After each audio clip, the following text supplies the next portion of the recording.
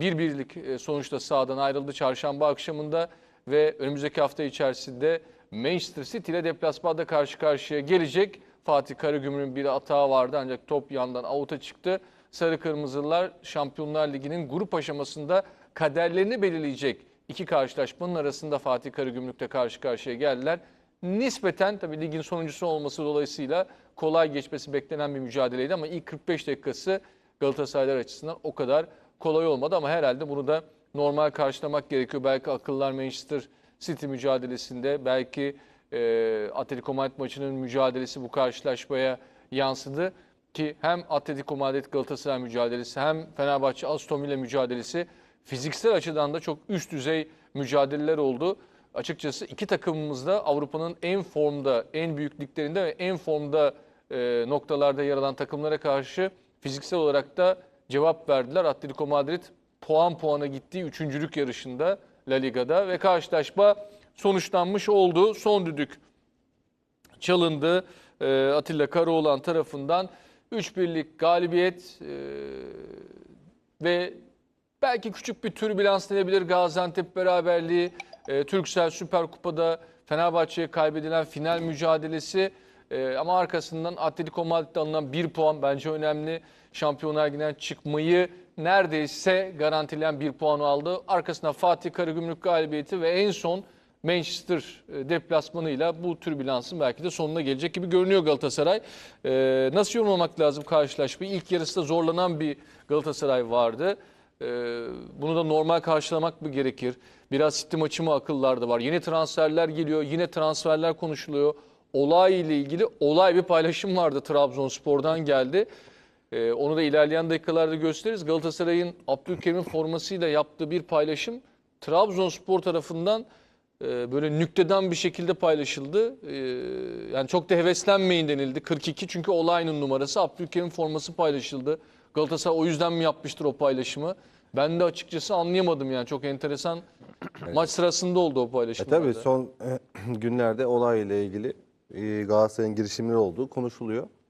Ama bugünkü paylaşım hani rastlantı mı yoksa tesadüf Mesaj yoksa mı? ciddi bir mesaj mı bilmiyoruz tabii ama tabii ki Atletico Madrid gibi Şampiyonlar Ligi yüksek tempodaki bir maçtan sonra bugün belki biraz hem ligin sonuncusu Karagümrük Spor Kulübü'nde saygı duymak gerekiyor ama ligin şu ana kadar en formsuz ekibiydi ama Galatasaray kolay kazanabileceğini düşünüyordu herkes. Ama ilk 45 dakika gördük ki Karagümrük beklenenden daha iyi bir performans gösterdi. Galatasaray etkisiz kaldı.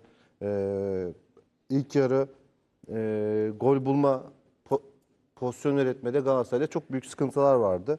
Hani baktığımız zaman ilk defa Galatasaray'ın bir ilk yarı hem bu kadar az ve rakibinin de bu kadar çok kendi ceza sahasında topla buluşturduğu bir maç oldu.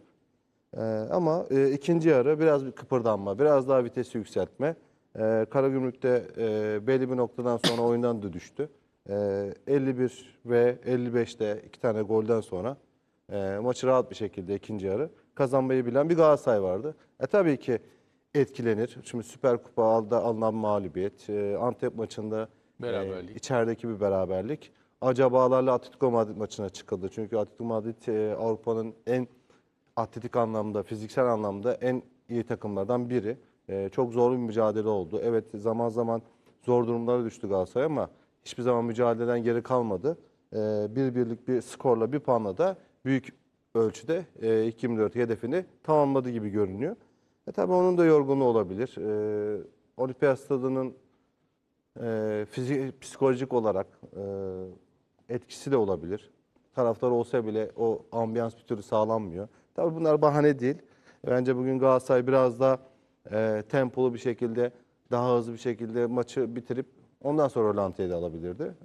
İlk yarı 1-1 bitti. İkinci yarı Karagümrük belki ilk yarıdaki performansını devam ettirseydi farklı şeyler de konuşabilirdik. Çünkü gerçekten Karagümrük'ü tebrik etmek lazım ilk 45 dakikada oyunu için. Galatasaray'a fazla pozisyon vermedi. Zaman zaman geriden oyun kurarken top kayıpları yaptı ama çıkışlarda da çok etkili çıkışlar yaptı. Belki son paslarda, son tercihlerde daha dikkatli davransaydı Karagümrük belki daha çok pozisyon da bulabilirdi. Ama hep söylüyoruz şampiyonluk yolunda bazen böyle temponuz düştüğünde veya kötü oynadığınızda da kazanabiliyorsanız bu çok önemlidir. Bugün Galatasaray bence beklenenin altında bir performansta ama yine de kazanmasını bildi. Bence evet, Okan Hoca şunu diyebilir. Atletico maçından sonra fiziksel olarak yorgunluk da diyebilir. Çarşamba günü çok önemli bir City deplasmanı var. Kafalar orada da olmuş olabilir ama ben her zaman şunu söylerim. Yani oyuncu maç ilerler. Her maçı kazanmak için sahaya çıkar. Evet, bugün Galatasaray kazandı ama alışılagelmiş o tempolu oyun, tempolu pas alışverişi, çok pozisyon bulma özelliğinden biraz uzaktı açıkçası. Yetti birazcık da Yetti. Karagümrük'e. İkinci yarıdaki biraz kıpırdanma yetti diyebiliriz. Ben geçen gün Atletico Madrid maçında yayın yaptıktan sonra basın toplantısına geçtim sizden sonra. Orada Okan Hoca'yı da dinledim. Şöyle bir şey söyledi, anlattı. Aslında herkesin aklındaki bir şeydi de bu yani. Galatasaraylı oyuncular biraz maç mı seçiyor? Daha iştahlı oynadıkları maçlar, daha fiziksel olarak efor sarf ettikleri maçlar var mı? O da biraz bunu kabul edercesine, yani keşke her maçta evet oyuncularım maç seçiyor diyemem, denmezdi bu. Doğru da olmaz dedi ama maçın kalitesine göre ister istemez motivasyonumuz, sahada verdiğimiz enerji de değişiyor. Keşke bunu her maçta yapabilsek deyip birazcık Gaziantep Futbol Kulübü maçına da hayıflandı. Sanki ligdeki bazı maçlarda ben bunu hissediyorum Galatasaraylı oyuncularda da. Tabii ki üst üste şampiyon olmuş bir takım. Hep Şampiyonlar Ligi. Gelen oyuncular Şampiyonlar Ligi'ne geliyor. İşte Noah Lang Şampiyonlar Ligi'ne geliyor. Asprilla Şampiyonlar Ligi'ne geliyor.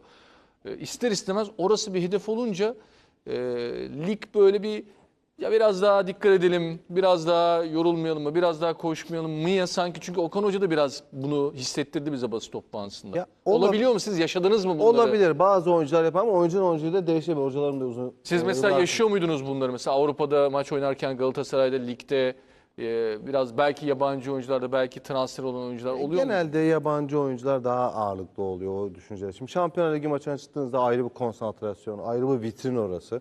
Ligde zaten hep söylüyoruz, Galatasaray bu kadrosuyla ligde kötü de oynasa bu ligi götürebilecek kaliteye sahip. Nasıl olsa yeter diyor oyuncu, Nasıl değil mi? olsa yeter psikolojisiyle çıkabilirler ama bu yanlış bir düşünce. Yani bugün baktık ki ilk yarı Karagümrük gerçekten çok iyi oynadı. Öne geçip puan da alabilirdi. Puan veya puanlar da alabilirdi. Ben her zaman söylerim, bir futbolcu önündeki ilk maç neyse aynı konsantreyle çıkmak zorunda. Hani sağda solda bazen dışarıda da konuşurken böyle Galatasaray tarafı acaba oyuncular 3 sene üst üste şampiyonlar doydular mı? Doymuşluk hissi mi geldi falan ama yok. İnsan başarıya doyar mı ya? Yani başarıya doymaz yani. Başarılı oldukça daha başarılı olmak zordur. Onu tekrarlamak, o zirvede kalmak daha zordur. Çünkü her an aşağı indiğinizde eleştirilere karşı karşıya kalacaksınız. Protestoda karşı karşıya kalacaksınız. Ben o yüzden oyuncuların varsa öyle bir kafalarında bir düşünce, ondan kurtulmasını isterim yani. Çünkü o psikoloji. Tabii ki şimdi Atletico Madrid maçına konsantre olduğun kadar Karagümrük maçına da olamazsın. O da bir gerçek yani. Bunu da kabul etmek gerekiyor yani. İlker Hocam, siz nasıl yorumlarsınız karşılaşmayı? Normal ya. Yani öyle çok anormal bir durum yok. Şey aklıma geldi de onu not alıyordum. Bu Rijkaard zamanı 6 tane kupanın 6'sını da almıştı Barcelona. Hatırlıyorsun değil mi? Evet. Ferran Soriano var o zamanki CEO. Bir sene sonra işler kötü gitmeye başlıyor. Ve diyor ki oyuncuların adanmışlıklarında ve motivasyonlarında ciddi düşüşler oldu. Biz de bu yüzden takım içinde bir takım oyuncu değişiklikleriyle takımın yine o inancını, işte hırsını yukarıya çıkartmaya çalıştık. Teknik adam değişikliğini daha sonra bıraktık diye. Böyle bir açıklaması vardı. Bu kolay değil yani, bir gerçek ki ilk şampiyonluktaki hırs üçüncüsünde olmuyor. Oraya araya böyle şeyler getirmek lazım. Bir iki ufak aç oyuncu deriz ya, hani aç oyuncu, bunu hiç yaşamamış oyuncu. Kolay bir şey değil. Hakikaten aynı seviyede, aynı istek ve inançla bir şampiyon, 2, 3, 4'e gitmek kolay bir durum değil. Şimdi Atletico ile oynamışsınız ve inanılmaz da bir fiziksel efor sarf etmişsiniz. Çok kolay istediğinizi de almışsınız ve sonra Karagümrük maçı abi. Yani seni maça motive edecek bir şey de yok. Tribünlere bakıyorsun, Çok bomboş. Çok uzak. Saha, hava esiyor, soğuk. Yani hakikaten kolay değil. Ve daha maçın 30. saniyesinde de öne geçiyorsun. Bitti maç. Bitti. Galatasaraylı oyuncular diyordur ki tamam bitti Bırak. maç. Biz City'ye ne yaparız acaba falan. Barış düşünüyordur. Belki işte ötekiler de başlamış. Nasıl oynarız? Yani Leroy acaba Sané nasıl eski çıkarız takım, falan. İlkay eski takım. O ara işte Sanchez, Abdülkerim, Haaland'la ne yapacağız? diyordu. yani o arada işte Karagümrük dalga dalga geldi. Galatasaray daldığı anda diyor. Aynen öyle. O Ama biraz İlkay da hocam, dikkat dağıldı İlkay anda. mesela City deyince İlkay'ın performansı Ya, bir türlü bir yere Ona de geliriz. gelmedi. İlkay'dan ziyade bugün genel anlamda o rahatlık vardı. Ben Atletico bile bu kadar rahat gelmedi ya. Bir şey mi var? Bir yere mi gidiyor? Şu açık Galatasaray şeyi açıklamış. Aspiria'yı açıklamış. Uçakta geliyor Yaser Aspiria. Dün akşam da konuşulan isimdi. Girona'dan transferi kiralık. Sol ayaklı bir oyuncu ama sağ kanat ve 10 numara mevkilerinde oynuyor. Kolombiyalı 21 yaşında. John Duran'la da aynı takımda oynayan, aynı takımda genç yaş gruplarında çıkan Kolombiya'dan Watford'a transfer olan. Watford'da da bu arada Galatasaray'ın ilgisi varmış, olmamış. Watford'dan Girona'ya geçiyor. Bugüne kısmet oldu. Özellikle kanat mevkisine Noah Lang da kanat 10 numara. Yine Yaser de Asprilla'da kanat 10 numara oynayabilen iki oyuncu.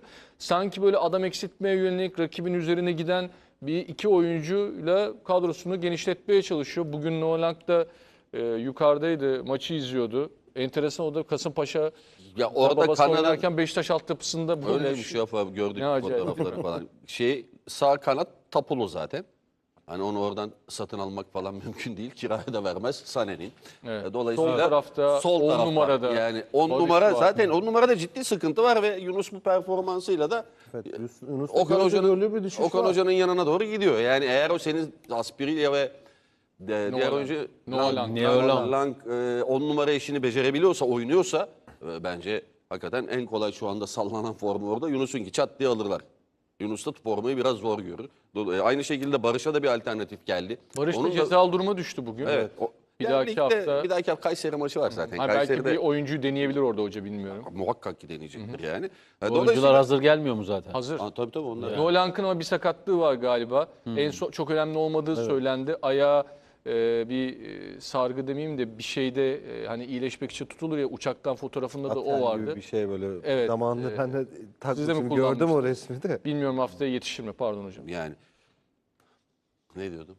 İlkay diyordunuz, oyuncuların numara pozisyonu performansı. sallandığını Orada söylüyordunuz. Yunus diyordunuz, Barış. Ya orada ya Barış da ciddi anlamda performansını yukarıya çıkartabilir. Çünkü rekabeti seven, rekabet olduğu zaman da o formayı kaptırmamak için performansını arttıran oyunculardan bir tanesi. Atletico Madrid maçı dediniz. mesela. İlkay keza baktığın zaman o da olmadı sezon başından bu yana. Hani orada bugün bakıyorsun Torreira, İlkay, Sara. Sara şu anda İlkay'ın çok önünde. Evet. En son maçta girdikten sonra yaptıklarına da baktığımız Yaptıkları, zaman evet. yani büyük bir ihtimalle şeyde Bugün de City iyi maçında oynadı, böyle iki evet tane City gol. maçında Sara takımdaki yerini alır. Torreira eğer bir sakatlık falan bir şey yoksa çıktı oyundan. Lemina, Torreira bir Sara üçlüsünü görebiliriz orada.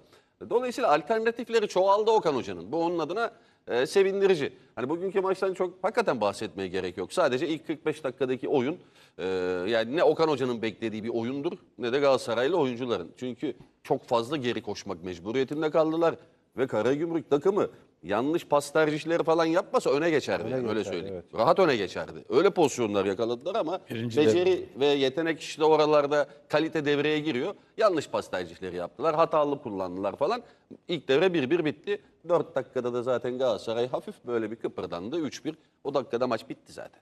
Sizinle çok konuşamadık. Atletico Madrid maçında Galatasaray'ı beğendiniz mi? Mücadelesi müthişti.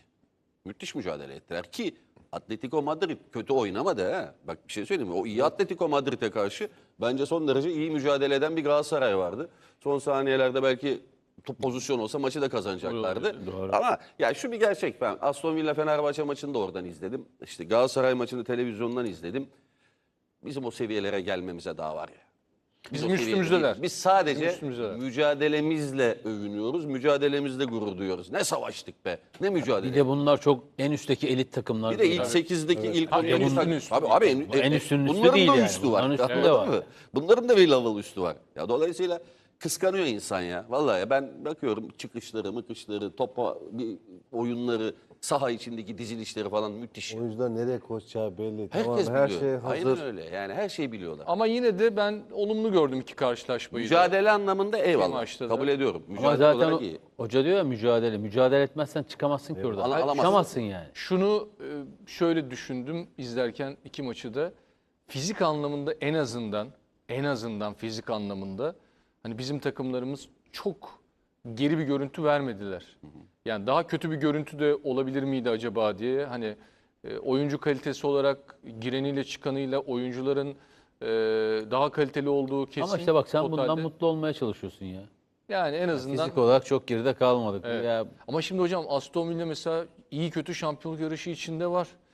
Atletico Madrid iyi kötü şampiyonluk yarışı içinde var. İlk tamam 8'in da içinde onlar var. şampiyonluk yarışında o rekabet ettiği iki tane takım da Türkiye Ligi'nin birincisi ve ikincisi yani. Öyle Doğru bakmak ama hani lazım. o liglerin seviyesini düşününce biri Real Madrid, Barcelona, Villarreal Bir şey orayla söyleyeceğim. yarışıyor. Bodo Glimt, Arsenal- Manchester City City yendi. yendi. Evet. Evet. Karabağ takımının Üçlü yaptıklarına yaptı. ne 10 diyeceğiz? puan. Tabii. Evet. Kaç milyon? 30 milyon euroluk bir Böyle takımdan bakmıyor mu bahsediyorsun. diyorsun? Tabii. Yani Bir de liglerin böyle abi kalitesi. böyle bak. Böyle, Ben tabii. böyle bakıyorum arkadaş. Bu harcananlar artı ortaya konan oyun. Bodo'nun Yani işin- yaptığına bakın. Tabii O canım. zaman Manchester City hiç konuşamazsın. Harcadığı rakam ortada çünkü. Evet. O zaman harcanan rakamla performans çok eşdeğer değil Ama o zaman. tabii Galatasaray da harcıyor. Fenerbahçe de harcıyor yani. Ama Ben o on- kadar değil belki Ama ama. onların harcadığının kaç kat harcıyor Manchester. kadar yani. değil Bir tabii, tarafı oyuncuya var. veriyorlar. Tabii bir oyuncuya veriyor. Yani o yüzden hani işin oyun kısmında da kafa kafaya gelmeyi istiyorum, anladın mı?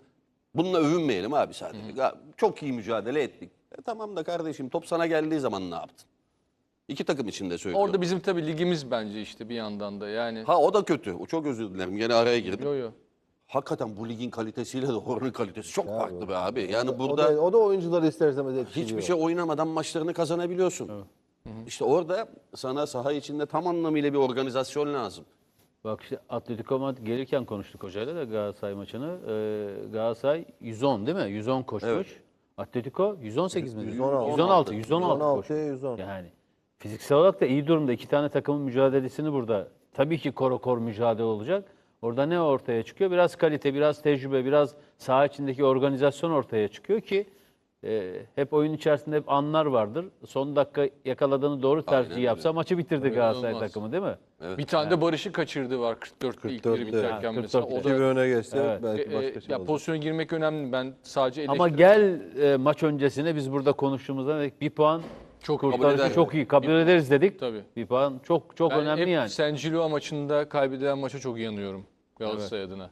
Orada bir puan en azından ama San Gilo maçı Monaco maçında Peki, gerçi Osimhen Monaco vardı. maçında da öyle. Yani. Mesela Osimhen yani vardı Aslında da hem ilk yarı maç sakatlar hem biter miydi? cezalar inanılmaz bir döneme Hayır, denk geldi. Monaco maçında da biter miydi? İlk, İlk yarıda biterdi yani. bitebilirdi. Şu Eintracht Frankfurt maçında ve San Gilo maçında Osimhen yoktu.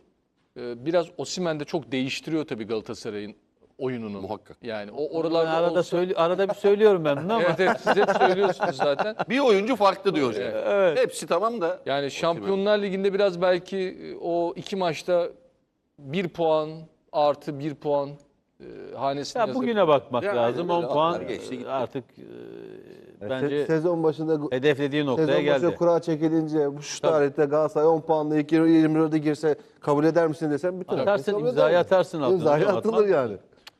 Olmaz, ilk 8'e giremedik. İlk 8'de, yana olur mu acaba? ilk 8'deki takımlar. Ya bir ara heyecanlandırdı Galatasaray. Ha, o üst üste 3 galibiyet üst üste- alınca bir böyle bir o acaba Olur, oldu. olur ama futbolun da bir ekonomisi var ya. Kolay değil ya. Oradaki hani ilk 8'deki takımların hem bütçeleri Tecrübeleri. hem oyuncu kalitelerine baktığın zaman kolay değil. Oralara sıyrılabilmek, oralara girebilmek için biraz istikrar gerekli, devamlılık gerekli. Kolay değil. Ama Galatasaray her sene o anlamda hedefiyle bir üstüne koymaya çalışıyor. Maçla ilgili ne söyleyebilirim? Yani bir taraf Karagümrük oynayabileceği maksimum en iyi oyunu oynamaya çalıştı. Diğer tarafta beklentinin çok altında, çok zorlanmadan oynanan bir Galatasaray bile çok rahat kazandığı bir müsabaka oldu. İlk devre evet belki kafa kafaya. Ya bunun belirleyici olan maç öncesi ve maç sonraki yorumları çok ifade etmek istemiyorum ama oyunun genel akışına bakıldığı zaman Galatasaray lehine olan bir müsabaka. Maç öncesinde de kağıt üzerinde de zaten galibiyeti çok rahat alabilecek bir Galatasaray takımı. Burada oyuncuların belki ritimleri, oyun içerisindeki maça odaklanmaları, gelgitleri olabilir. Kolay değil. Çok yoğun bir tempodan çıktılar. Ve o maç aslında bir önceki lig maçında oynadığı Gaziantep maçını hatırlayalım. Oyunsaldaki kötü oyun, beklenti, homurdanmalar, söylenmeler, akabinde Atletico Madrid maçını, Şampiyonlar Ligi maçını çok önemli hale getirdi, değil mi? Bu maçta biz Antep maçından sonra hoca hepimiz farklı şeyler söyledik. Dedi ki çok önemli. Nereye gideceğini belirleyecek. Çünkü orada da bir mağlubiyet belki başka bir sıkıntılar ortaya çıkaracaktı. Bizde de böyle hocam. Üç Bizde yıl de böyle şampiyon oluyor doğru. Okan Ya Hoca. 3 gün önce, 3 gün sonrası çok farklı oluyor. Dolayısıyla hani orayı geçişi bence yine çok başarılı geçti Galatasaray takımı. Dolayısıyla ligde zaten mevcut kadronun bu kadroyu çok zorlayacak takım yok. Yani oynayacağın 2 tane derbi, akabinde belki hani Göztepe deplasmanı, Samsun deplasmanı biraz böyle soru işaretleri olabilir ama öbür türlü kolay değil. Yani Galatasaray'ı da Fenerbahçe'yi de yenmek kolay değil bu elindeki kadrolara bakıldığı zaman. Dolayısıyla bugün çok zorlanmadan istediği gibi zaman zaman tempoyu yükseltip zaman zaman oyunu kontrol ederek kazanan bir Galatasaray takımı var. Aklı Manchester'da mıdır? Muhakkak ki oranın ambiyansı, oranın beklentisi çok daha farklıdır. Ama oraya 10 puanla gitmenin bir özgüveni de olacaktır Galatasaray takımının. Çünkü oynanacak maçlara baktığın zaman hani %90'ın üzerinde ben Galatasaray'ın bu işi yani 24'te bitirdiğini çok düşünüyorum, büyük sürpriz çok net. olması lazım. Evet. Çok acayip sürprizler Çünkü olacak daha ki. bu maçlar onun istemediği gibi gitmesi lazım O yani. da çok zor gibi görünüyor. O zaman hedefteki takımlar altlarda kalmak City zorunda adına olacak. çok önemli bir maç. Muhakkak ilk 8'e Sekiz girmesi Kalma için- adına. City Kalma şu anda adına, orada doğru. değil. Evet. Yani City'nin muhakkak kazanması gereken. Ligde de bakıyorsunuz son 5 maçtır 3 tane beraberliği bir şeyi var, galibiyeti. Bir de şeyi var, mağlubiyeti var City'nin. Aslında ligdeki performansı çok sağlıklı değil. Şampiyonlar Ligi'nde bakıyorsun Bodo Glimt maçını seyrettik. Orada yine beklentinin altında darmadağın oldular. Yani en azından oraya Galatasaray kendine güvenli bir şekilde gidiyor. Bence en önemli şey bu. Bunu yakalayarak gitmesi hem oyuncu üzerinde hem hoca üzerinde ciddi bir motivasyon örneğidir. Kazanır kaybetmez ayrı bir şey ama oraya bu puanla gitmek en azından bir sonraki tur için cebine bilet alıp gitmek Tabii, çok değerli değil mi? mesajdır Çok yani değerlidir, sonuçta. mesajdır bu yani. Olay ne diyorsunuz hocam? Çok konuşuluyor şimdi bu Futbolcu. ara. Ne diyeyim? Yani Galatasaray için ne dersiniz? Galatasaray'ın şimdi Fofana'ya gidildi mesela Milan'dan. Onyedika ismi var. Nijerya milli takımından. Hatta söyledi, Osimhen söyledi. Onyedika'yı, Lukman'ı ikna ikna etmeye istiyorum dedi. çalışıyorum dedi. Papege'ye golü atan, Senegal'e kupayı getiren isim Villarreal'den. Tabii çok yüksek bonservisleri var onların. Onyedika biraz daha düşüktü. Ondan sonra Yüksek dediğim bonservisler ne? 30-35 civarı. Yüksek değil ki artık Türkiye'de. Ya. Normal onlar be. Herkes Zaten herkes- olayı da yani Lütfen olayı da Ha, 5'e orada- almıyorsun yani. olayı en azından 19 yaşında deniyor. Hani yaş olarak Yani siz de satabilirsiniz diye. Trabzonspor'un beklentisi çok fazla çünkü olayda. 20 artı Ahmet Kutucu teklif edildiği konuşuluyor ama Trabzonspor'un kesinlikle 40-35 civarı bir beklentisi olduğu Ahmet Kutucu'ya kaç biçiyorlar diye? işte 20 artı kaç 15. diyorsunuz? 35 olsa 15 mi? Yani siz 35 diyorsanız 40 olsa belki 20. 30 40 belki- olsa 20, 30 olsa 10. Dün sen çok güzel söylemiş yani Ertuğrul Başkan satmak istemediği için 40 diyor ama 40 gelirse de hayır demem. Ya, o mantalitesinde. Aynı şey Barış'a Galatasaray'ın Yani yaptığı gibi. yaptığı Doğru gibi. mu? Satmak 50'ye. istemiyorum ama 50'yi getirirsen de oturur bir kahve içeriz dediler. Ama Dolayısıyla- Barış yine Galatasaray'ın çok daha önemli bir parçası. Olay bu sene geldi. Yani Doğru. O olmasa Trabzon adına da çok güçlü bir şey. Trabzon'un yani. başarısı abi. Başarısı yani. başarısı. kumaş- Fatih olmasa Hoca'nın da başarısı. olur derim yani. Olmasa da olabilir yani olay gitse de. 40 milyona, 30 Tabii. milyona, 30 milyona bile düşünsene gitse. Büyük başarı değil mi? Beşiktaş'ı aldı. Düşünürüm yani. Tabii canım öyle diyor. Ne diyorsun? Çok düşündürür. Yani. Ya siz bu transfer şeyine ne diyorsunuz peki hocam? Orta sahayı aradı 3 oyuncu. Bence o 10 numarayı aramadı mesela. gelecek senenin planlamasını yapıyor bence. Birazcık daha. Birazcık öyle gibi. Ya şimdi Acaba Torreira'da Soru işaretleri var çünkü. Torreira'da Torreira'nın soru gelecek işareti var. seneyle Babasının alakalı sıkıntıları rahatsızlığı, var. ülkesine yakın olmak istiyor. Belki o sezon sonunda Sanki ayrılabilir Barış Alper'i mi? de bir yedekleme çabası gibi değil mi bu iki oyuncu? Bence bu iki oyuncu kanat organizasyonda birbirini çok zorlayacak oyuncu profilini bir araya getiriyor ki bence onların rekabeti performansı çok daha yukarı çıkaracaktır. Ben geçen hafta söylemiştim yani rekabetin olmadığı yerde oyuncuda şu özgüven başlar bir süre sonra. Ya ben nasıl olsa bu forma Forma benim. benim, asılı. Benim duygusu çok tehlikeli bir duygudur. En azından rekabet içerisinde performansını ileri taşırsa zaten Barış da Yunus da bugünkü Barış Yunus olmadılar. O rekabet içerisinde gelişerek, yarışarak çok güçlü ayaklar oldular. Birinci sınıf oyuncular oldular. O performansları milli takıma çok çok değer kattı. Dolayısıyla tekrar o rekabetin içerisinde kimlerle rekabet etti? Ziyech'le etti, Tete ile etti, Zaha'yla. Zaha ile etti. Anlatabiliyor muyum? Bunlar onların gelişimine çok büyük ciddi değerler kattı. O arada işte Kerem çok iyi bir performans göstermişti. O da rekabetin içerisinde vardı. Dolayısıyla rekabetten korkmayacak oyuncu ya. Hangi isim olursa olsun. Hoca bu konuda da çok adaletli forma dağıtıyor çünkü. Mesela şimdi Okan Hoca denemedi. Kendini belki de rahat hissettiği için ama mesela 10 numara bölgesinde bir eksiklik var diyoruz ya Mertens'ten sonra. Mesela Sané'yi oraya koyup kanatlara diğer oyuncuları deneyebilir mi? Yapabilirdi aslında değil mi? Yani belki Sané tercih etmiyor. Bugün mesela Onu nasıl yapmadı oynadı? hiç, evet. Burada Sara daha fazla o bölgeyi kapattı. Kapattı. Ne yaptı? 2 tane de Gol ofansif attı. anlamda rakip ceza sahasına girdi. Beklenti bu. Geçen Değil mi? sene de kullanmıştı Saray'ı. Ama Geçen sene bazen bu de kadar etkili, yani böyle performans gösterememişti ama Bak bugün Saray'ı tebrik etmek üzerine lazım. Bak yaptı yani. hangi maçta en son Gaziantep maçındaydı. maçıydı. Sakatlanmıştı değil mi antrenmanda? Bize demişti ki maçtan sonra yani oyunun gidişatından hocanın elini bağlamıştı kulübe. Çok fazla alternatifi yoktu. Bir Sara'nın olması bile çok şeyi değiştirebilir demiştik biz burada. Ki Değiştiriyor. akabinde Madrid maçında oyuna Sonradan girdikten sonraki performansı artı bugünkü performansı o yönden de Saray'ı tebrik etmek lazım. Yani en azından bırakmamış, Bırakmıyor, devam ediyor. evet. Bu yarışın içerisinde güçlü kişiliğiyle, kimliğiyle olmaya çalışıyor. Bu çok değerli. Bu da diğer oyunculara biraz mesaj oluyor. Yani Örnek olması eğer lazım. sen biraz sallanırsan ben hazırım diyor. Yani bugünkü attığı gol de o çok ciddi bir mesaj oldu bence. yedek Gerçekten kulübesinin hocamın dediği zenginleşmesi gibi lazım. rekabet her zaman başarıyı getirir yani. Çünkü oyuncu ben zaten her türlü oynuyorum. Rakibim yok, rekabet edecek biri bende dediği zaman zaten ne antrenmanda ekstra çalışır, ne kafa olarak konsantre olur. Bunu ben yıllarca yaşadım. Yıllarca benim ekibe bir sürü transfer oldu. Niye Bizi geliştirdi mi o? Kesinlikle yani her gelen oyuncu hani yine ben oynayacağım diye daha fazla çalışmak zorunda Papuç kaldı. pahalı. Ya tabii orada formayı çok kaptırdığın sabit zaman almak çok zordur. Çok sabek yediniz. Yedim. Ben de sağ kanat çok yedim. Ben çok Her sene geliyorlardı hocanın dediği gibi. Hep ben oynuyordum. Hepsi gelip gidiyordu. çok gelip çok gidiyordu. bonservisler harcandı sağ beki ama yine ben oynadım. O Ama en yüzden fazla bilirim bu orta işi. sahaya... Ama adamı zorlar.